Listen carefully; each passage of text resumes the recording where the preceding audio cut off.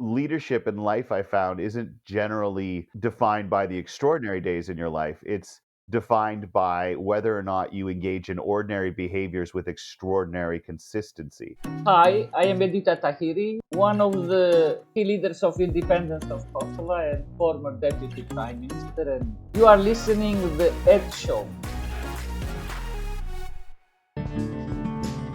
Welcome to that show, a podcast where I sit with some amazing personalities from across sectors and borders to have meaningful conversation on topics that matters to us.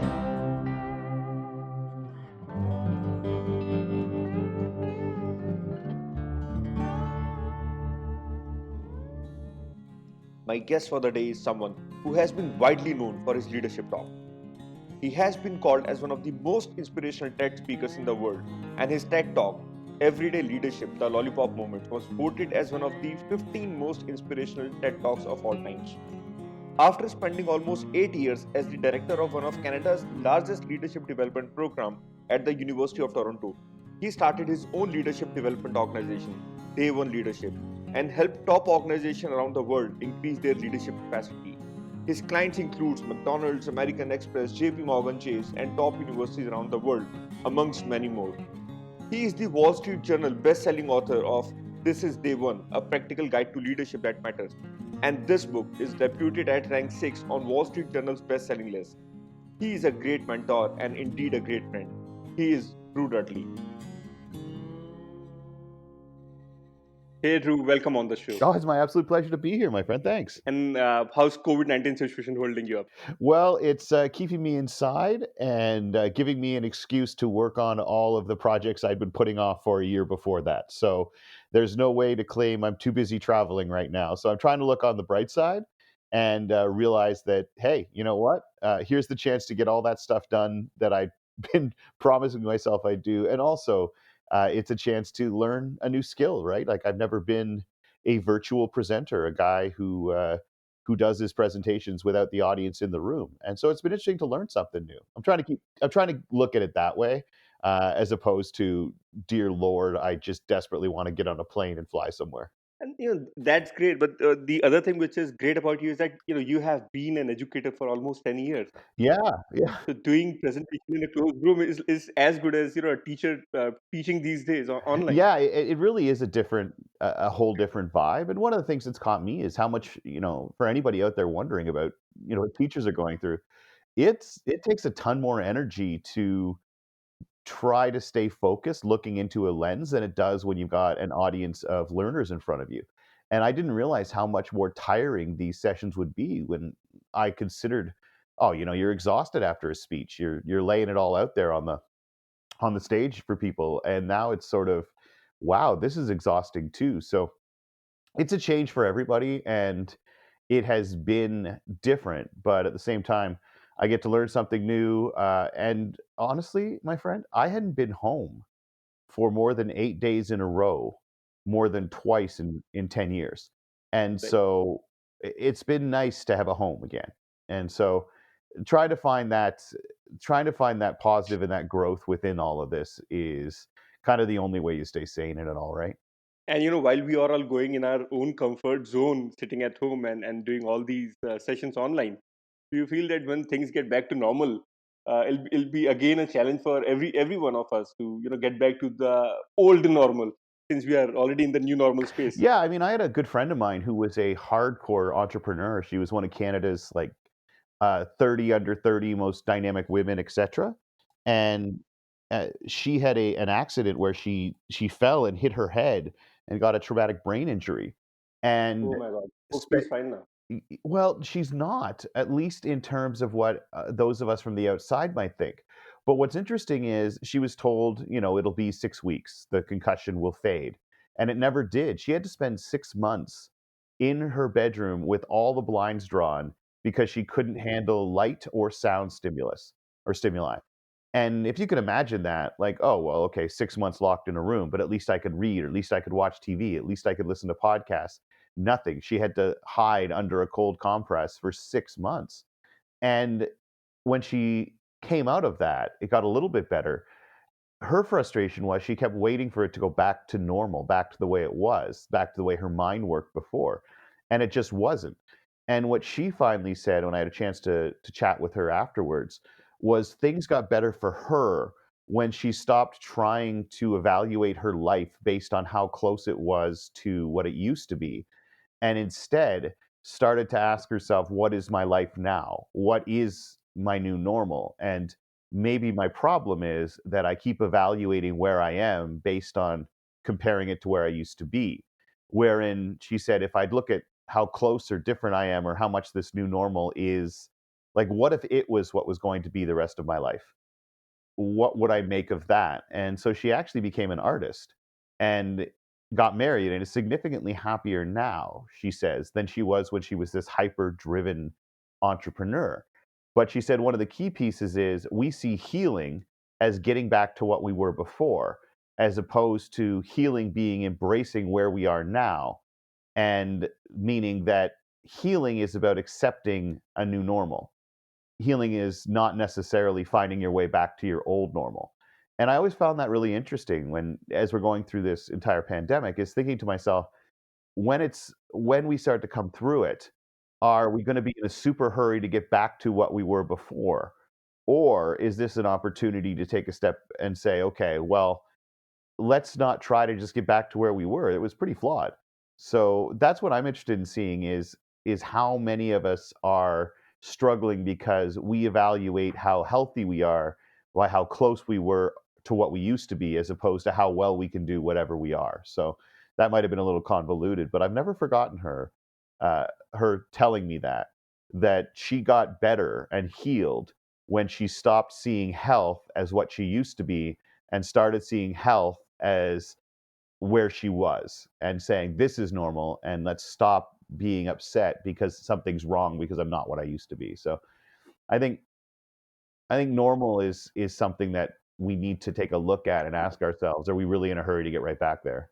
Right. And this entire COVID situation actually opened up doors for various possibilities that we kind of actually wanted to do since last couple of years, but we were not getting time. Yeah. Just give you an example. This podcast, I wanted to start this podcast maybe 4 years back. And remember when uh, Day One Leadership, your book was launched. I even messaged you that let's have a chat. Oh my gosh, yeah, that was like we're coming Right. up on 3 years now. Right. That was somewhere around 2 years Yeah. back, right? And I wanted to have this podcast back then, but then couldn't Yeah. get time. But now during the COVID-19 situation, I actually thought, this is the Yeah. time. This is when I'm sitting at home and I don't have anything else to do. I cannot go to my office. If I cannot start a podcast right now, then I'll never be able to Yeah, start it. you did the podcast, and I decided to try this sleeping thing.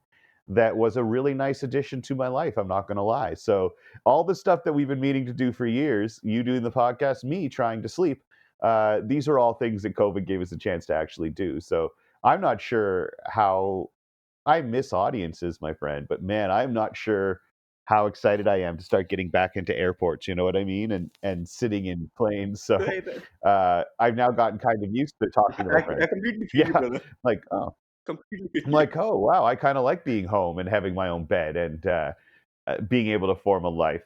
So yeah, my friend, it's.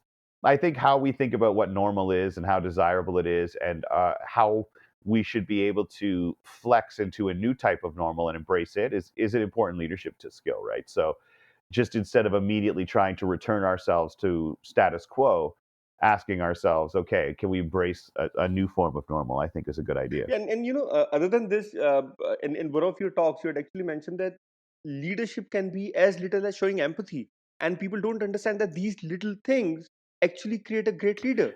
Yeah, I think for me, a big piece too is that it's not little for me. It's And simple. even, and it's not just about empathy. Even whatever we are going through amidst COVID-19, and whatever new things we are learning, and how we are taking charge of our life. This is about leadership, It isn't it? 100% it is, and again, it for me, it's leadership is in simple acts, not necessarily little ones. I think that when I talk about simple acts of leadership, I'm talking about things like empathy and forgiveness and kindness and recognition.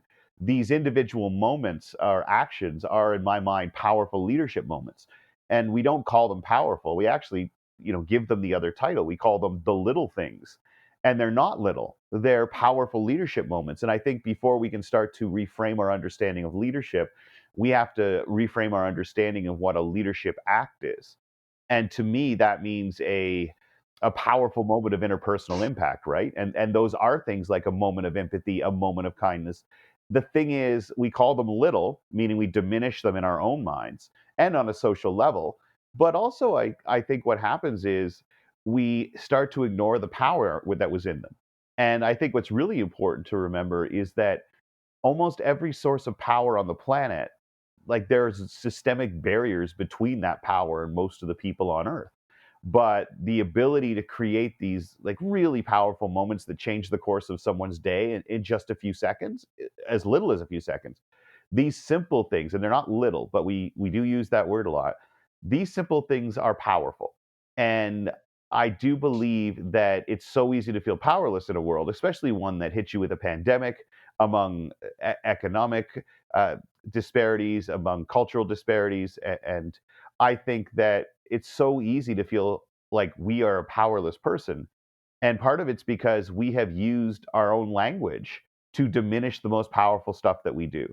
And there are no systemic barriers between any individual on the planet and the ability to create one of these really great moments in somebody's life in a simple individual act. And I think that what we do, and is we've wrapped up leadership with the extraordinary, right? We celebrate these amazing things that hardly anybody can do. But there really is no limit to our ability to create powerful moments of leadership. We just don't call them that. We diminish them. And we've been taught to do that from a really young age. But I think that's what's really important is to realize that simple doesn't mean little, right? Taking a moment to create a simple act of recognition or empathy or whatever the case may be, not a little thing, but we've done it because we've been socialized to see leadership as something that not everyone can or should embrace. It's for only the people with the best grades or who go to the best schools or who make the most money. And that alienates most of us from the concept of leadership, to be honest, which is what I used to travel around the world on planes trying to convince people. And, now we try to do it from our little studio and beam it out to the world and do things like talk to you. Absolutely, absolutely. And one thing which I have realized is that people often consider leadership as a position, but leadership isn't position. No, I mean, it's a type of leadership, right? And I think that we think of it as positions because as we're taught about leadership, that's what we're taught. This person was in this position. And it's almost like a prerequisite before you start studying someone as a leader or use it as an example for people, they have to hold some position of authority. And if every example that you're given in an education system is somebody in a position of authority, or who rose to a position of authority, then ultimately you're going to start assuming that's what leadership is. Like when you want people, I mean, we're talking about education here. When you want people to understand a new idea, particularly young people, if you're an educator, Hmm. what you do is you give examples of it, right? Right. But whatever examples you give first to someone, not only does it shape how they think about it for the rest of their life, but it limits how they think about it for the rest of their life. So when we give only examples of giants, like look at Warren Buffett, look at Steve Jobs, look at Abraham Lincoln, look at Gandhi, look at like you roll through all of these giants, scientific groundbreakers, people who conquered empires, presidents, heads of nations. Well, what it effectively does is it makes people look for leadership only in people like that. It causes most of us to devalue our leadership. So a big part of it is how we're taught about it. Because your first examples of leaders, I'm almost going to guarantee you, were giants. And that means that when we look at leadership or we look for leadership, we look for from giants. And that started really early on. It was entirely about the first examples we were ever given and the examples that we continue to reinforce. We focus on people's profile as opposed to behaviors when we evaluate leadership. No, absolutely, absolutely. I have always seen, even educators in the classrooms when they talk about leadership with the kids, they always take big names. And one thing which I have realized is that, kids learn from experiences, isn't it? Or exposure. But when we talk about educators or parents and how they behave in front of them, don't you feel that before even empowering our young people, we will first need to change our behavior? Oh, without a doubt. I think in this is what I've always found really interesting about social media. I'm just not sure that the world socially is prepared to adequately handle the amount of disinformation that can now be distributed about situations, about the world, about science, about each other. And I think that what I find really interesting about social media is like, I don't know about you, but when I was a kid, I'm pretty sure that my parents misbehaved, right? Like that adults did dumb things and said stupid things and were at their worst behavior. There's no doubt about that. But I didn't see any of it. You know, like I didn't really understand it. I didn't get to. My parents told me, don't do drugs and be polite to other people and don't bully. All these messages that parents give you, and I didn't get to see them behaving differently very often. But when you think about it now, you could be on Twitter at 8 years old, although I know that nobody under 35 is on Twitter now, but apparently I'm told by my 25-year-old staff. But you could be on Twitter or Instagram or Facebook at a very young age now. And on those platforms, you can tell kids all you want not to bully. You can tell kids all you want to be generous, to be kind to one another. And then you go on social media, and kids as young as 6, 7, 8 can watch adults at their absolute worst. Like, can watch adults behave like petulant, lying, jealous scumbags. And that's what we see on social media, especially on Twitter. And our kids can see that, and they're in the exact same world we are. There's no barriers up between the adult world and the child world in terms of seeing behavior. So what happens now, which I think more than in any time in the last 100 years, really since the Industrial Revolution started, or let's not say that, let's say since everyday schooling started, where kids are not in the workforce as early. Honestly, it's never been so easy for kids to see the worst in their parents, to see the worst in other adults. And where do we get off telling kids not to behave in certain ways when they could see every single day that we're doing the same thing? Like, you are a teacher in every decision you make and every action that you engage in which you engage. Like, you are a teacher in everything you say and do. And so what I think has happened is we're not paying as close attention to the lessons that we give by our behaviors outside of teachers in the classrooms, right? So we're a teacher, every action we do, every statement we make. So we're not paying that close attention to the lessons, because how do we tell kids not to bully each other when you've got the president of the United States doing it with a megaphone on Twitter every single day? Like, you just can't hide kids from that anymore. And I think they learn it. And let's face it, how likely are you to learn, to embrace, to listen to people who you openly know are hypocrites? And I think that's something we have to bear in mind, that we are all teachers every day, but what lessons are we choosing to teach unconsciously because we're not thinking about it? We can still put a child filter or child lock on Netflix or Amazon Prime, but there is no child filter or child lock on social media. I agree with you on that. Oh man. Oh man, yeah, and honestly, there's no child lock on our behavior. Like, if you're gonna yell at somebody in front of a kid, if you're going to, make a promise in front of a child and then later on be like, no, say to a friend or a spouse or a partner, "Oh, we're not gonna do that." Like, there's where the lessons are. Even breaking simple Oh, laws. yeah. Ja jaywalking. As adults, we always break law. Even we jump street signals and we find it to be cool. Yeah, or saying crap behind people's backs, right? Like, you come home Right. you and your kids saw somebody in a store and you were polite to them there, and then you go back and you say to somebody else, like, what a jerk that person is. Like, this is where behaviors are learned, and cultural expectations drive all of our behaviors. And our cultural expectations for each other, I think, have lowered. And I also do believe that what we've basically done is we teach cultural expectations for leadership, in terms of, if you're not an extrovert, if you're not super outgoing, if you don't like being the center of attention, leadership isn't for you. And we culturally teach that. And we teach it from the examples that we give, but also in the way that we provide rewards, and the way that the school system says that we're going to evaluate you, the quality of you as a person, with grades. And really, it's how well you do academically in the first 20 years of your life that is the best indicator of how successful you will be. And we teach kids that if they don't write tests and essays well, that they are lesser than people who do. And I think that that's a dangerous piece as well, because I think a lot of the bullying that goes on in our schools comes from. And what is the irony? The irony is that we, in educational institutions, we teach our kids that we will only evaluate you based on your performance. But we as institutions, we can buy awards, Yeah, and kids see that. yeah, and oh man, what does that teach, right?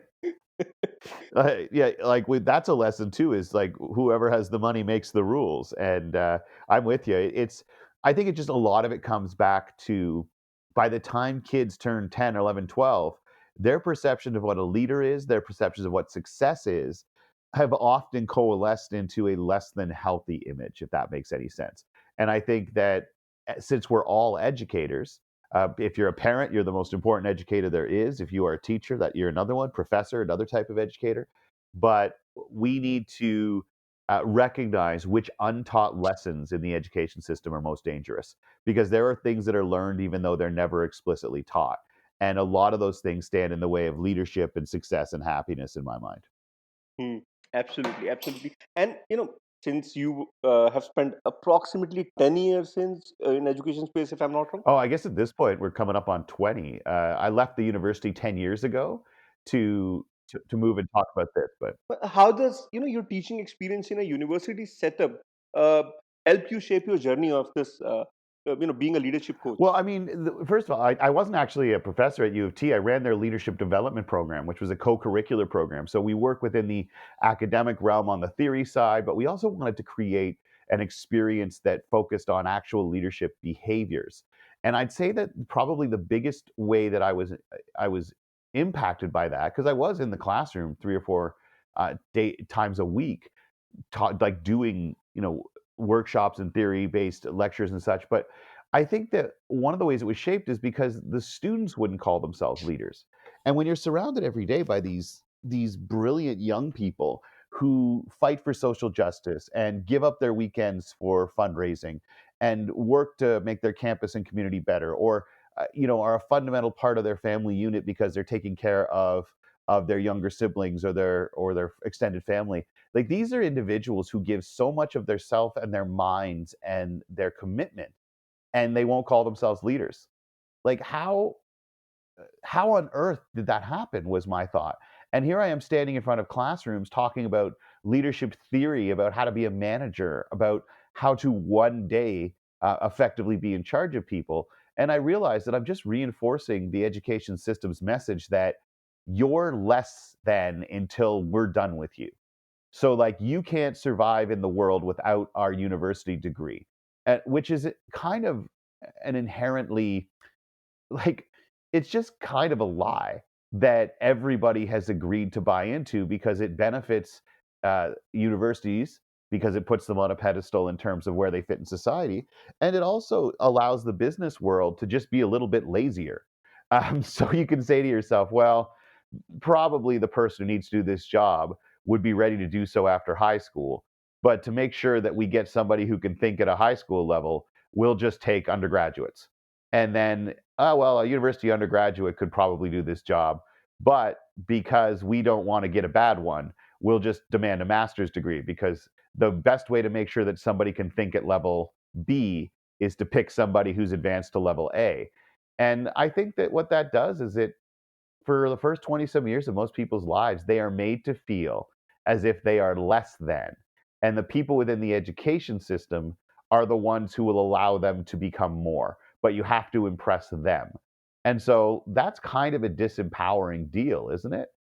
And I think that we have to be aware of how dangerous that system is, because it makes a lot of really smart people believe that they're not smart yet, that only once they're given a piece of paper and jump through all the hoops that they're given, that now they're leaders. And that's a big part of what my time in the education system taught me, is that these individuals had been disempowered and made to pay us, and just kind of look up and say, well, what do I need to know, as opposed to what am I going to go find out on my own. And that really shaped me, man. It basically made me realize that most of the best leaders I knew didn't see themselves as leaders. And I wanted to come up with a way of changing that perspective, to let them know that They're not training to be a leader one day. They have the ability to create those moments right now. They've just been taught to defer because the education system often teaches compliance over courage.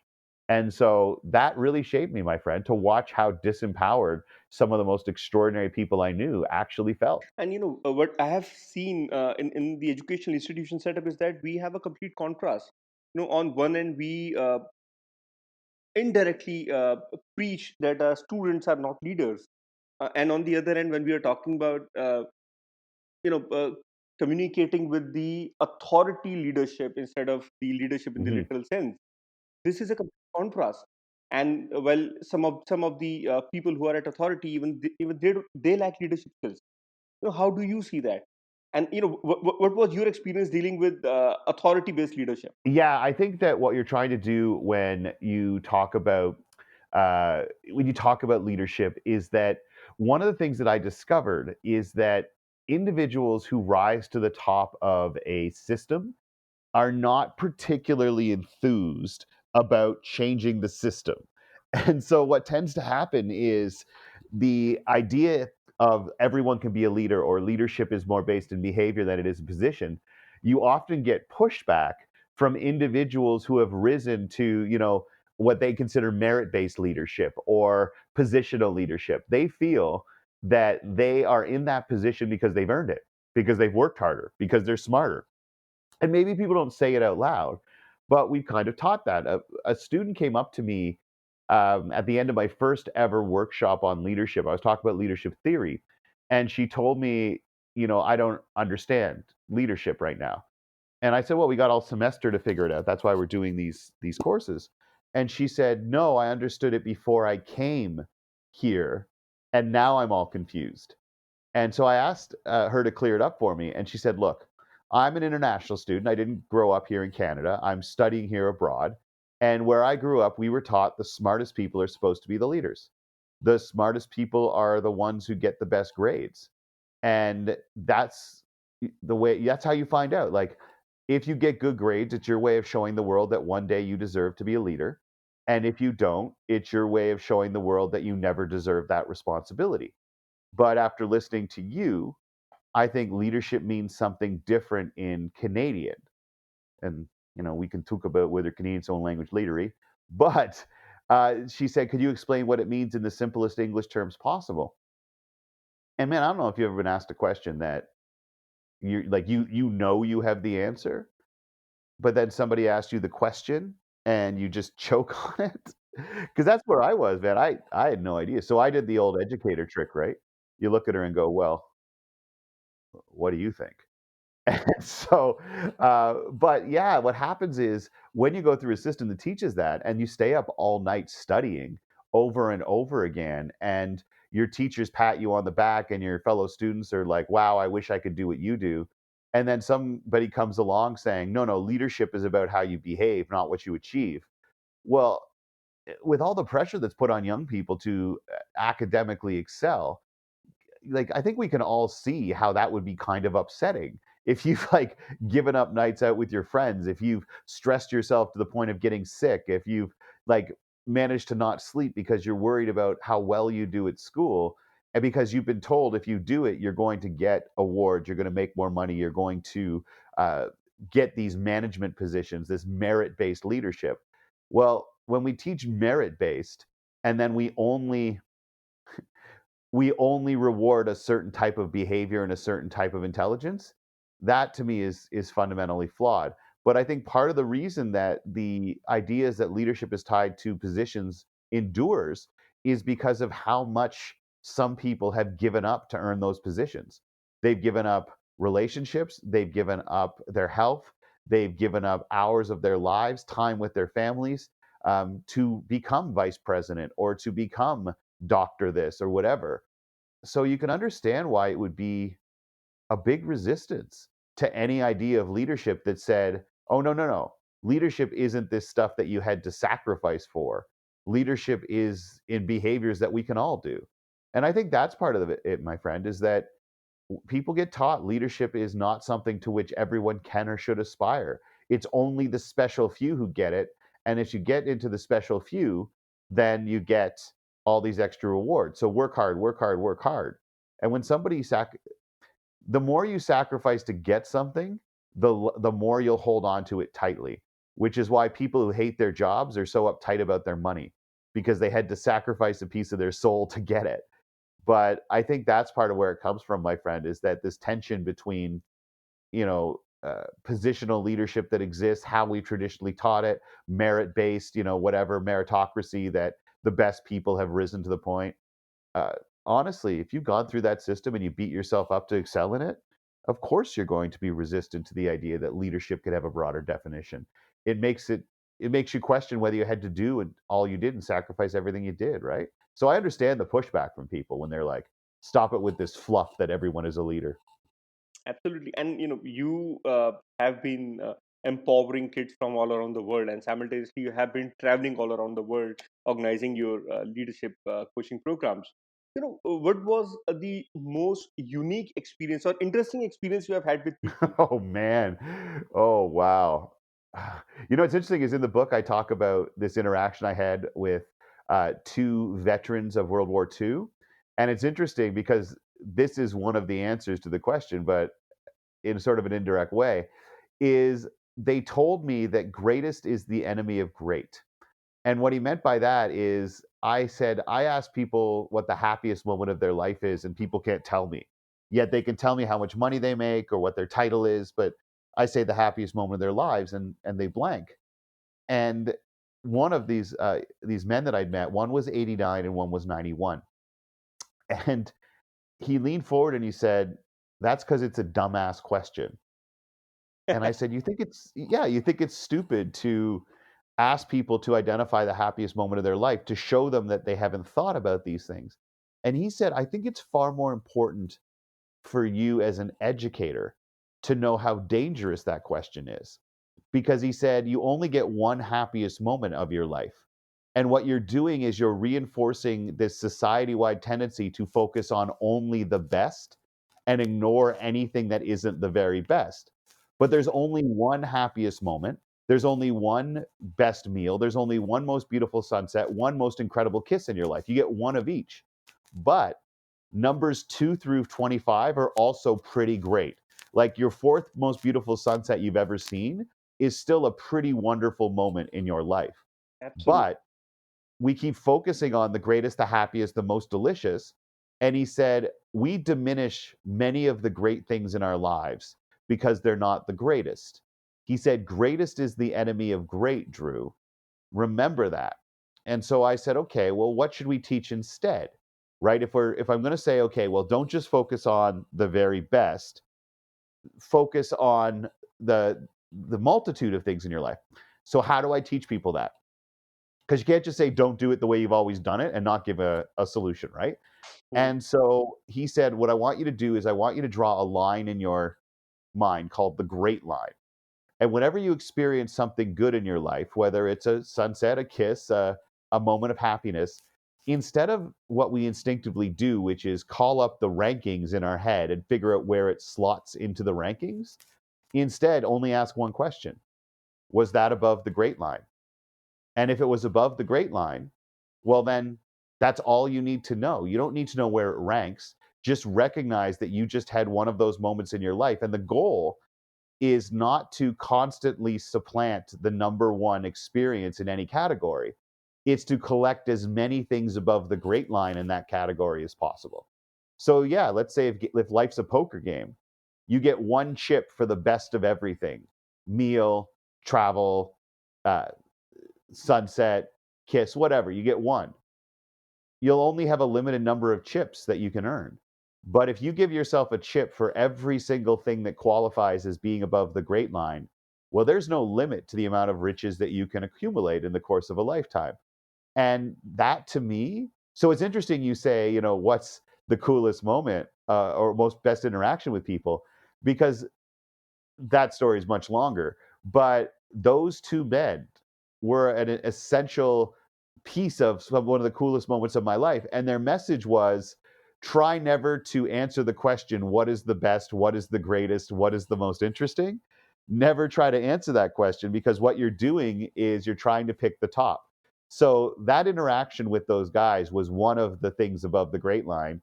And and it fits in well with your answer, is that interaction with those two men changed the way that I looked at gratitude and evaluation of my life, as opposed to, when I have like I have this podcast, right? And I'm sort of like, man, it's awesome to talk to somebody around the world, to talk about education and leadership.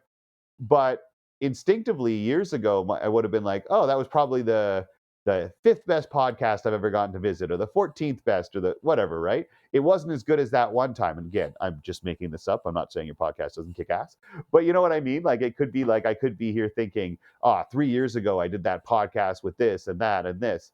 I don't. I just know that I got to get up early and talk to somebody who cared about leadership and education. This goes above the great line.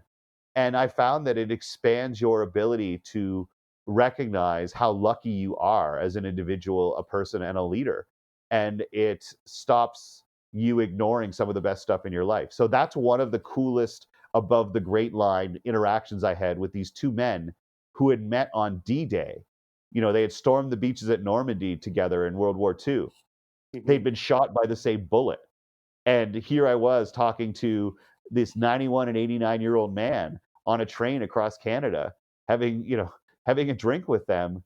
And here they were telling me this amazing way of looking at life that he developed because he thought he was going to die when he was 16 years old on a beach.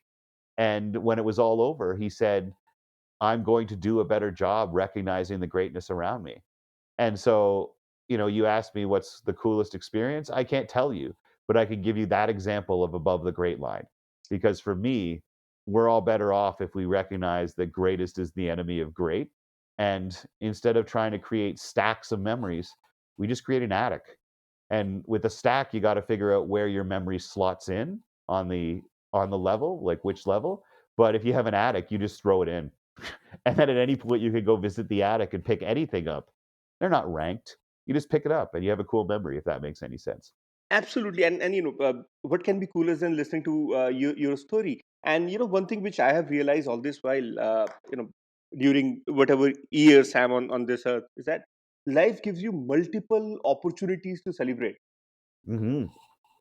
It's like your lollipop moment, the way you say always, right? Now, when we are talking about lollipop moment, or your most experiential or enriching moment, uh, it is like an opportunity that knocks your door. But majority of the people, they don't value that opportunity, and they only recall it once the opportunity is gone, isn't it? Yeah, I think what's interesting is I heard someone once say that you're never aware of the biggest moments in your life as they're happening, which I've always found really interesting, because we go into certain days thinking this is going to be like a big day in my life. This is a turning point, like this presentation or this test or this job interview, right? Like this is where my life changes. And it's just, when you look back, it's hardly ever the case, right? Our our lives, the biggest, most important turning points in our lives, we hardly ever are aware of them as they're happening.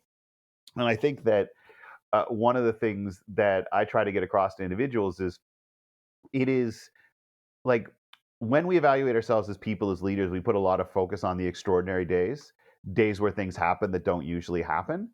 And leadership in life, I found, isn't generally defined by the extraordinary days in your life. It's defined by whether or not you engage in ordinary behaviors with extraordinary consistency. Because how you behave day to day in the ordinary days plays a pretty big role in the nature and the frequency of the extraordinary days in our lives. And so I think that part of my focus when I talk about personal leadership is, all right, let's not worry about the big picture so much as let's identify certain non-negotiable behaviors that have to happen every day with extraordinary consistency. And then if we do those every day, the longer term goals we have will happen.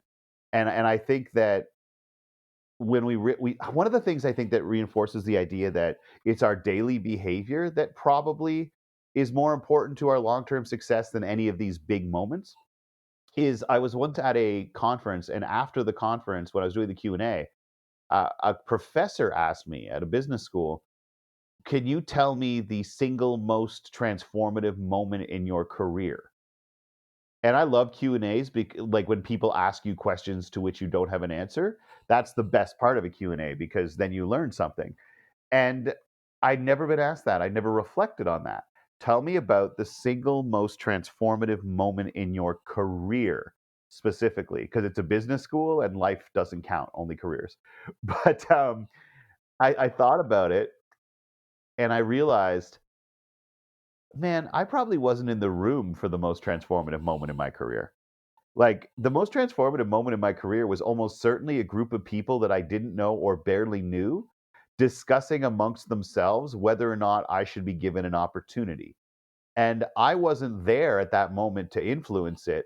What they were using to make that determination is what I had done and how I had behaved leading up to that moment, but I wasn't there to help them. So, was it the person who decided to select me as the national chair of the big charity that really introduced me to a lot of the most influential people in my life and gave me a lot of the experiences that led to the university? Was it those people? Was that the biggest moment?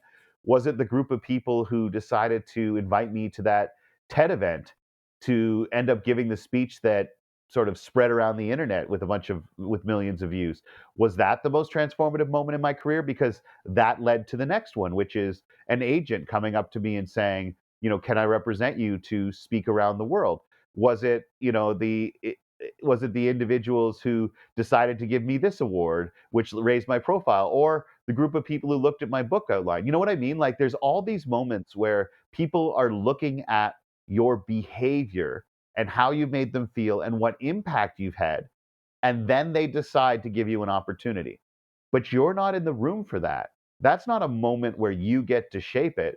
It was your cumulative behaviors and impact that led to that transformative moment. Most of the biggest moments in our lives we're not in the room for.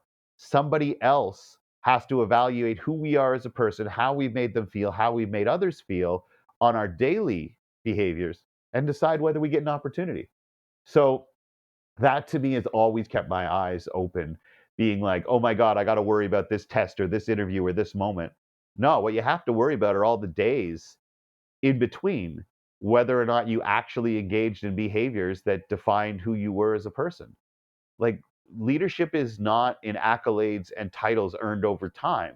It's on consistency in daily behavior, non-negotiable things that you say will be a part of every day of your life. And for me, I have 6 core values that I have to find a way to live every day, non-negotiable. Can't argue my way out of it.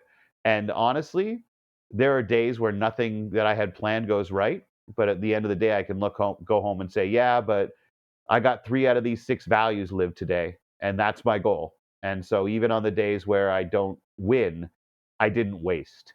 And I think that we can lose on days where we can get beaten by the world, but if you identified certain behaviors that were a part of that day, even when everything blew up in your face, that day was a loss, but it wasn't a waste. And if you lose, you played. There's respect in losing, right? There's respect in playing right and losing and working hard, but not in wasting. So for me, I'd rather play a day and lose, but still live the values I care about, even in a loss, than just be like, I wasted today. You waste enough days. You feel like you wasted enough days. It changes how you think about yourself, and when you change how you think about yourself, it changes how you treat other people. And one of the examples which I always quote when I'm communicating with educators is that when you talk about positional leadership, and you rightly quoted in this discussion previously that when we talk about leaders, we only take names which are great, Yeah. right? But when you see great leaders, even in today's world, now why is that majority of the leaders who are great, you talk about Bill Gates, you talk about Steve Jobs, you talk about you name it, right? Majority of them are dropouts or they were the backbencher, right? Why is it that? Because and majority of the kids who was studying to the best of their abilities and scoring high percentage, they are employees. Majority of them are employees. Why is it that? The pure reason is that you have transformed them into machines. Yeah, I think that we measured one type of intelligence. And I think that's a key piece, is that when you measure one type of intelligence, you bring one type of thinker to the top of a system. And once you hit the top of a system, it's very unlikely you'll change the system, right? And so I'm not crapping on kids who do great at school. I really am not. The message I always conveyed to my students was you should work incredibly hard to make your grades extraordinary. Like, I'm not going to deny that. Your grades will open doors for you, your grades will kick down doors for you. But Even I'm not denying. The only thing that I'm talking about from the educator point of view, yeah, that you need to be human, and at the same time, yes, it is kids' responsibility and it's their job to study well and to score high percentage. But at the same time, it is your job to be human. oh, Don't transform kids into machines, without a doubt. I isn't mean, it? the message for me is like work incredibly hard to make your grades extraordinary, and then work twice as hard to make sure they're the least impressive thing about you. That to me is education. Like work hard, man, to meet your obligations, to make your grades amazing. But when you graduate, for wherever you're going to graduate, whether it's middle school or junior high or high school or secondary school, we all have different terminology for it. But just when you graduate, please make sure your grades are the least impressive thing about you. And I think that that is the idea, is that what is it, people will pay attention to whatever is rewarded, right? And so if grades are rewarded, then people are going to focus on that to the detriment of their emotional intelligence, etc. So I think that's a key, is like, how do we set up a different reward structure, because we are reward based creatures. And you said celebrations earlier, and I think that, yeah, I think celebrations are so important. And I think that celebrations are what give us strength and pride and momentum. And I think that setting goals is planning celebrations. That's what setting goals are, is planning celebrations. And we teach people to plan and set goals for their academics, and to set goals for their finances, and to set goals for their career. And I think that leadership is spending just as much time and just as many resources setting and chasing goals for your daily character, as you do for your academics and for your career and for your organizations, for anything. And for me, I think that that's a key piece, is that most of the goals that young people are taught to chase focus on only one type of intelligence. And that was what started me on the world of wanting to talk about this stuff, is a single TED talk by Ken Robinson, Sir Ken Robinson, who did a TED talk called "Do Schools Kill Creativity?" And he just died a month and a half ago or so, which really upset me, because that talk is what started me speaking about this. And to just because when Ken Robinson stood up there and said, the way that we educate kids makes them less effective and less creative and less happy, it was me being able to look and say, oh my God, I thought I was the only one, right? I thought I was the only one who thought this. And now you and I, here we are having a conversation. We're clearly not the only ones, my friend. Absolutely, and he clearly and categorically mentioned that education kills creativity, Yeah, yeah. which was actually a game changer for me as well. When I thought that now it's enough that I have headed an organization which was into teacher training, but now I need to make my career in education. Without a doubt. And hey, like, there's also people doing the same thing for doctors, right? Like, the idea that education for doctors is all about the human body and not at all about humanity. Absolutely. And I think that there's people out there like you who are identifying there's incredibly intelligent people who want to do good in the world. And there was this hole in their education. And they'll admit it too. Like, doctors, I've been invited to speak at commencement addresses for MDs, and I'm just like, they're all smarter than I am. Why am I delivering the commencement address? And the answer is because the stuff that you talk about isn't part of our curriculum. And it's easy to lose sight of the humanity when you're trying to treat the human illness. And education's the same way. And I think that's amazing that you've sort of identified, because we're not saying to people that you're dumb. We're not saying that you screwed up. We're saying there was a hole in what we're taught. And if we're going to keep being a part of the system that left that hole in our education, we should all step up and find a way to close that hole for the people to come after us. And don't you believe that leadership is nothing but humanity, being human? I think that leadership is recognizing other people's humanity and how yours can impact it. And even in an individual moment. Absolutely. And you talked about empathy earlier, man, and I'll be straight with you. It's so hard right now. Like, we have been divided. I'm based out of North America right now. I mean, I'm Canadian, so it's different. But down, the United States, the most powerful economy on the planet and a massive influence on culture everywhere, has divided itself so strongly that it's causing us, and myself included, to struggle to find empathy, because we look and we say, well, they haven't earned it. Like the other side, whichever side you sort of identify with. The problem is there are sides. Um, and it's hard to have empathy. Like even I myself have found myself so disgusted at certain behavior that I catch myself saying, I don't care about what they're facing. I don't care. Like, and that's less than the man I want to be.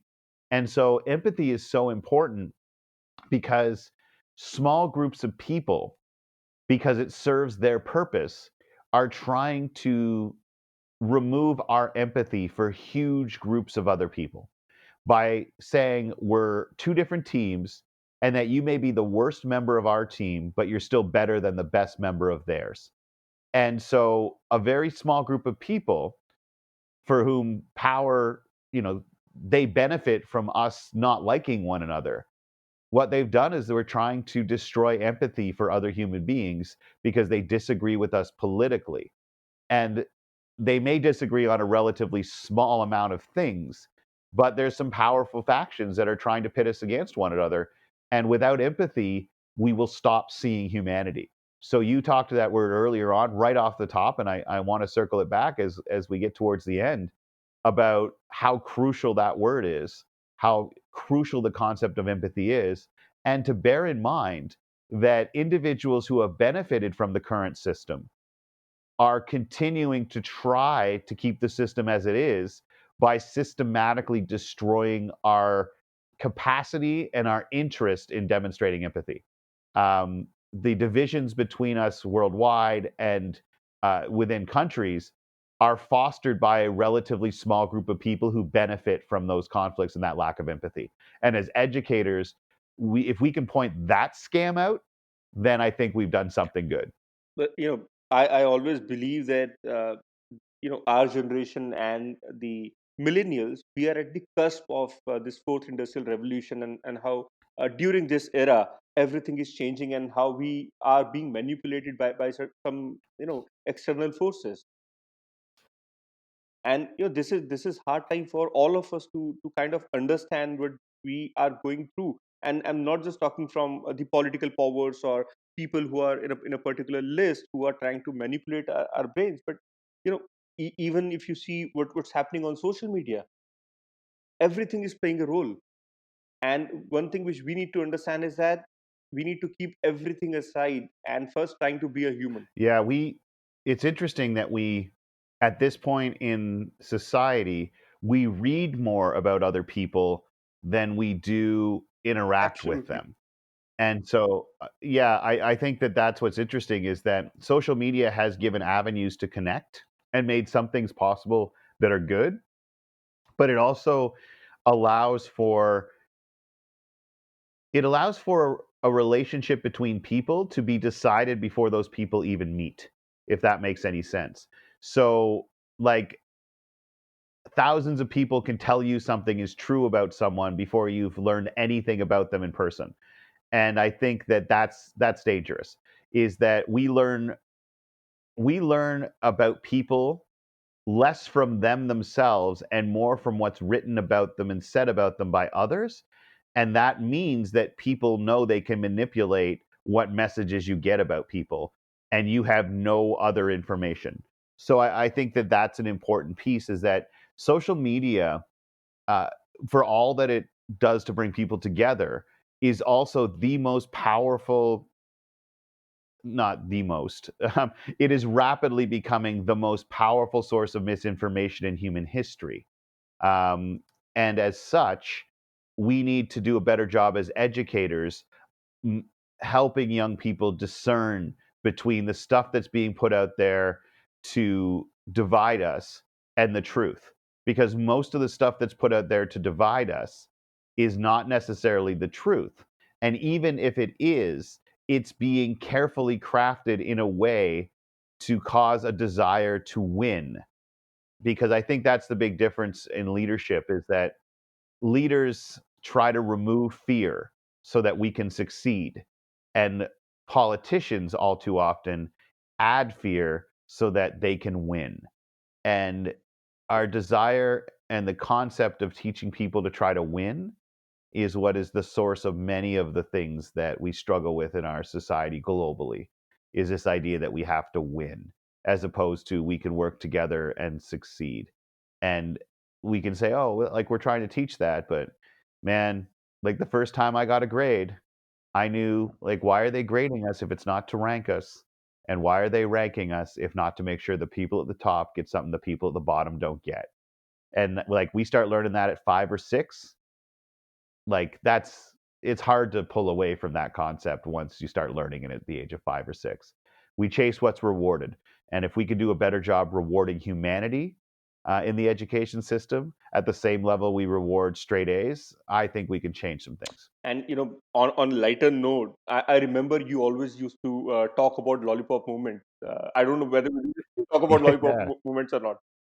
Do you still talk about lollipop movement? Yeah, I do. I can't help it. I did for those who don't know out there, when I was asked to speak at a TEDx event, and this was back when there was only like a dozen TEDx events. Like it was the first or second year that they'd existed. It was maybe in 2015 or It was 2016, if actually I'm not wrong. 2010, believe it or not, my friend. All right. Yeah, can you believe that? And I was invited. They gave me 6 minutes, and I called my friend and said, "I don't know what I'm going to say." And he said, "You got to tell this story, that story you have about lollipops." And I remember saying, "Oh man, I can't do that. It doesn't have enough gravitas. This is a TED event." And my buddy laughed, and after a long silence said, "Man, you need to get over yourself."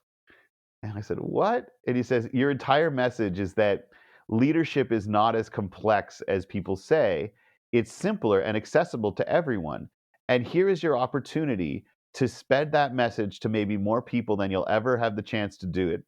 And you're not going to tell the most powerful story you have because you don't think it makes you sound smart enough." Like that flies exactly in the face of what you're talking about, which is making simple things complex. And now you're not going to seize an opportunity because it doesn't have enough gravitas. And he's like, "Don't use that word with me." And so I went and I told that story about a girl with a lollipop. And if you want to watch it, folks, it's called Everyday Leadership or the Lollipop Moment on TED. But it's about an individual moment in the midst of all of the stuff I'd been taught to chase because I was a super high achiever, big, like big overachiever, A-type personality. And it's the story of when I was reminded where my real legacy, as much as anyone has a legacy, is in these moments you create along the way. And it was the story of a girl coming up and telling me about one of those moments 4 years after it happened, a moment that fundamentally changed the course of her life. And I don't remember it.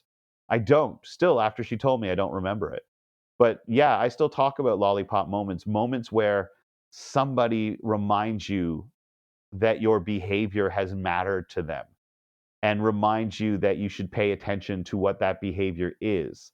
Because the moment she talked about was not one that I had planned for.